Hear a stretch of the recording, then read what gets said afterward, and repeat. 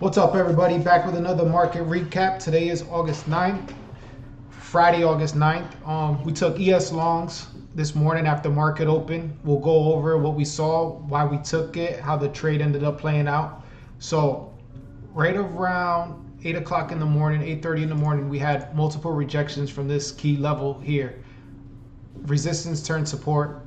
So we had a long wick candle here. We weren't able to break below this level here. So once, like 9 o'clock in the morning, we had a strong bullish candle going to the upside, indicating that the bulls were still in control. Wasn't able to break below this level here. So it was a higher indication that market was going to continue to go up after market open. So waited for the first 15-minute candle to form. From 9:30 to 9:45 is the most volatile moment after market open. So you could get whipsawed in and out of the trade. So what we've been doing lately and being more successful doing it is waiting for the first 15-minute candle to close, and it'll give us a better indication whether it's rejections or push in the momentum of the trend. We'll get a better sense of direction of where the market's going to go for the remainder of the day. So after the 15-minute candle closed, we started looking for our entries. We started breaking down the chart and seeing what was going on. So we closed the 15-minute chart. We had still multiple rejections here. Here was a play. This was 9:30. This big wick rejection up. So this is a fake out. Trying to get pushed to the downside after this big wick rejection. Indication would be you could take lows if it broke below this level here and continue down to this level. But since the very next candle rejected this level and it closed back in the same area, that was a better indication that the market couldn't break these lows and that there was a higher probability that the market was going to continue to go up to probably retest these highs here. Since it couldn't break low, usually it'll try to retest the highs around the next area, and then we'll see what it does around there. If it breaks below like it did here, that's for another day. But for now, seeing that this form, we had rejections here, couldn't close below this support zone here, so we go down to a lower time frame and see exactly what I took when I took it. So we had a bullish engulfing candle here, came down the retest structure. If you go back down to a lower time frame, it's a perfect break and retest of this level here. And then I just took break of the highs, my favorite type of entry to take.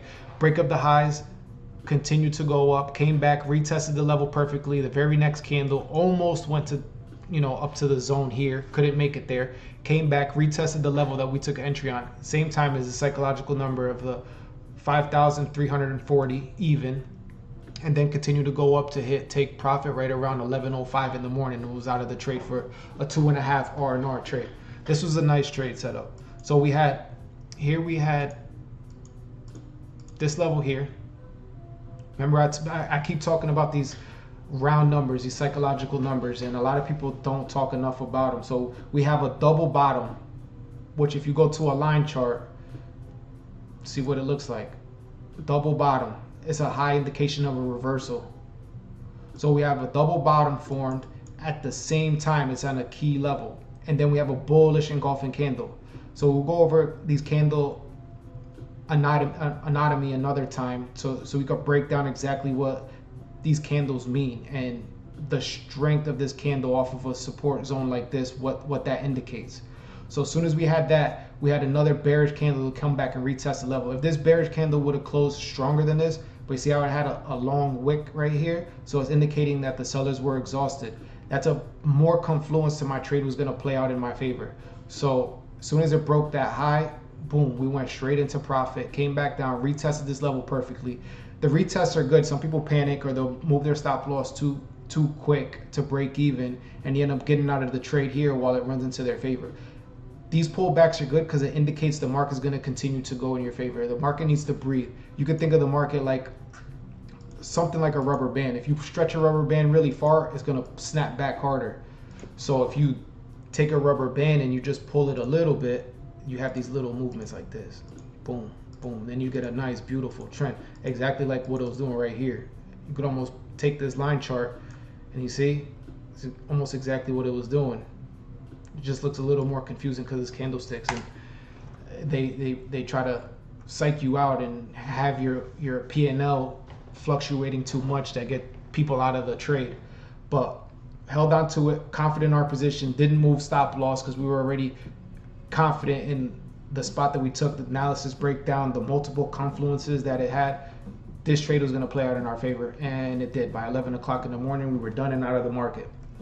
These are the trades that we work for, and you can almost start to see these trends happening every day as soon as it's continually taking the same type of setups every day. So it's almost coming like clockwork, and it helps your psychology because you're not going to second guess yourself, and if you keep your R&R right, you're going to be profitable at the end of the day, because you, even if you're 70 or 60% correct, you're still going to be profitable if you have a 2.5 to 1 R&R. By the end of the week, by the end of the month, it's going to play out. You just have to have faith in your system, back test your system, get your entries on point, and the market is going to flow in your favor. The more you simplify the market, the more easy it is on the psychology to deal with your fluctuation in the P&L, in your account going up and down. So that was a ES trade, that was an ES long. I do want to make another video on support and resistance, and then another video on the candlestick anatomy, so you could understand what these candlesticks mean, and at the time that they mean, and at the levels, not a lot of people talk about this, but at the levels that these candles form is also a big indicator of what the market's going to do. Because if you have a no man's zone like this, where there's not really support or resistance, but you get some type of candles like this, it doesn't really mean anything. It doesn't hold value till it gets to a psychological level, or a level that was tested multiple times. Like levels like this, you see, it was tested, it reacted multiple times around these key levels. Even levels like this, where you get big pushes. When it reaches here, you get big pushes, big swings. These are the levels you want to look out for. See, look at that. Round number, psychological number, look, 5,350, psychological number. Big reactions off these key levels. You could really break down any chart and find the same thing. You just got to pick a chart, stick with that, learn that chart. Don't jump around too much.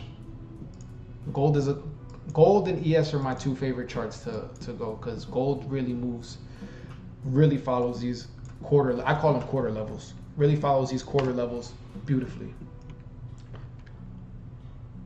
Reaction almost every time off these quarter levels. All right, everybody, that's today's Friday's breakdown. That was the trade we took. There's a lot of volatility in the market right now. There's a lot of money to be made. You just gotta keep your stop loss right. Don't over trade. We're gonna make it happen. All right, everybody, I'll check back in on Sunday. We'll do a market recap we'll make a plan for what we're gonna do Monday, and then we'll go from there. All right, everybody, good luck. Talk to you on Sunday.